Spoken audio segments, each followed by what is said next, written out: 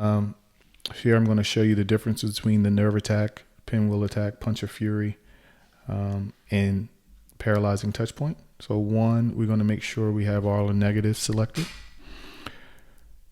Save our filter. You can select more increase if you want, as long as they're not tied to open accounts. That is what we would say is the best practices. Once again, but when you come to this disputing tab, just know that increase will not be selected automatically. So I'm just going to go and select 2 from each tab here. I have my bankruptcy selected and all my other negative items. I'm going to hit save filter. So we're going to start a round and we're going to do nerve attack. I'm just going to show you the differences in how the nerve attack operates from the other one. So the nerve attack, you're going to have all items on one credit report. I'm just going to use the regular one for now.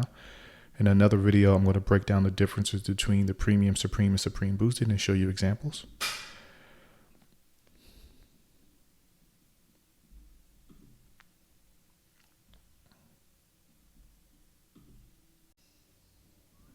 All right, so our nerve attack is created. We're going to use the same filter and we're going to create our pinwheel attack.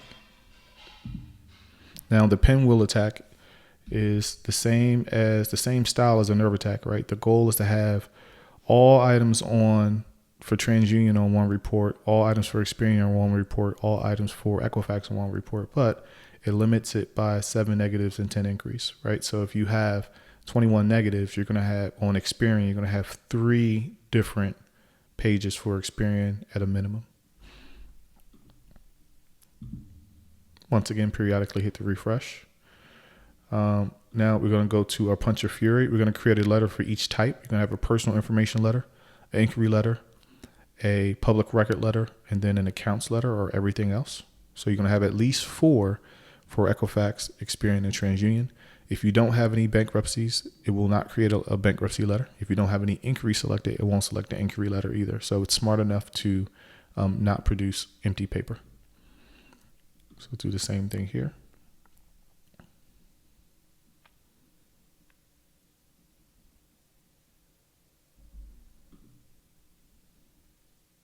As you see, I'm hitting that reload button there. So this took about 10 seconds here. As you see, this is 12 attachments, right? Because it's breaking everything up. And then our round kick is similar to the punch of fury, except you're going to have limitations, right? So if Equifax had 10 accounts, you're going to have at least 2 Equifax account letters.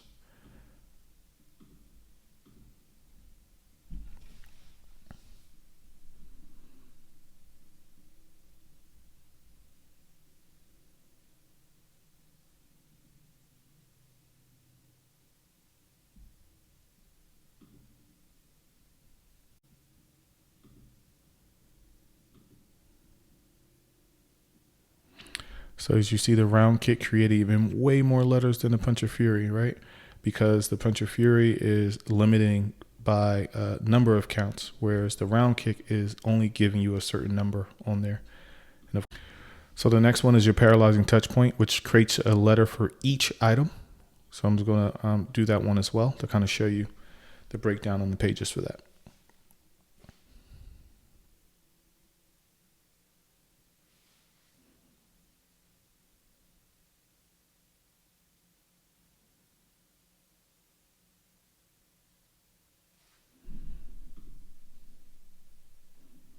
And periodically, you do want to hit this refresh.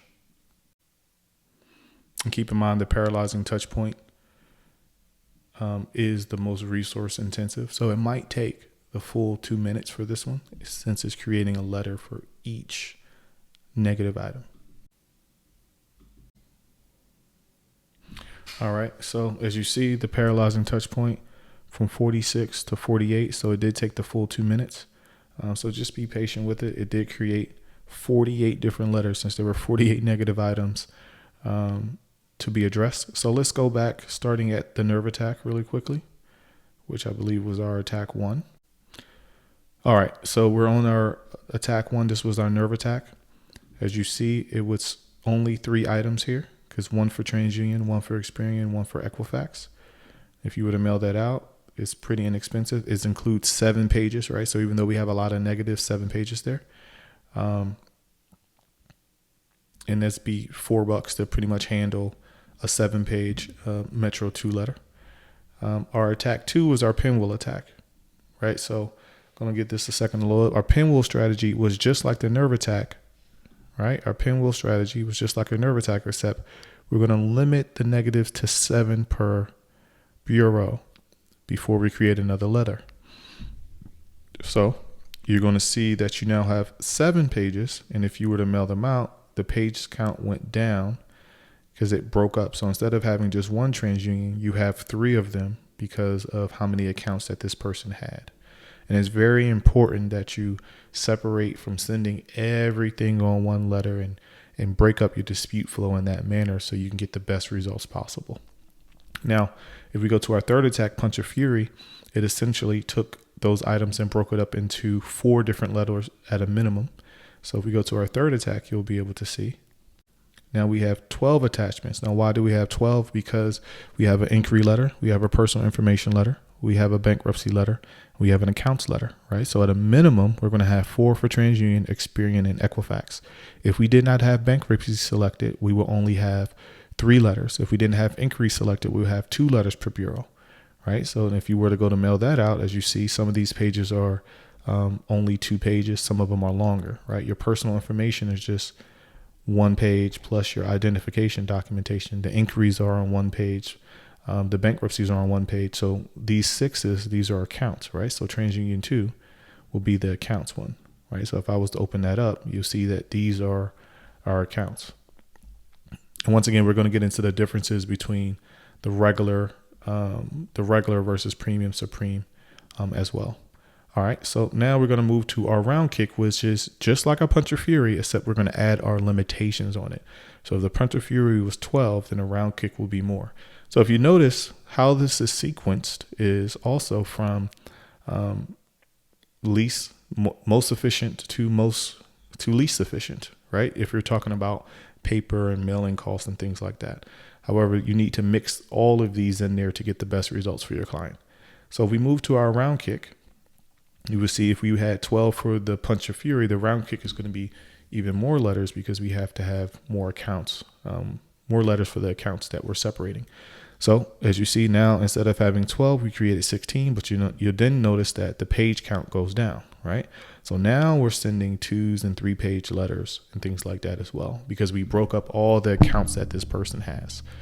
So once again, you're still going to have your accounts letter, but this Capital One, this particular TransUnion letter is only going to show 1, 2, 3, 4, 5 negatives before it generates another one, right? So as you see, we have 1, 2, 3, 4, 5, 6. We have 6 TransUnion letters now because there are more accounts that were created. Now, if we go to our other letter, our paralyzing touch point, we are creating a letter for each item selected. In our dispute flows, you would notice that there is a time and a place to use the paralyzing touch point, right? You wouldn't start off with this one, but there is a time that you will use it as well. So you see we have 48 different letters. Now, why do we have 48 different letters? Because we have 48 items, negative items that were being challenged by this particular person. So if we just grab one at random, you will see this is for the Fingerhut account, right? So for this Fingerhut account, we're challenging only that account directly. If we choose just another one at random here, that was the TransUnion Experian Fingerhut. This is the Experian one. Let me see if I can get another Experian one. This is the Experian Capital One, right? So as you see, everything is broken up, individualized, and you will notice that most likely everything is going to be 1 or 2 pages long, right? So that's the breakdown between the types of attacks.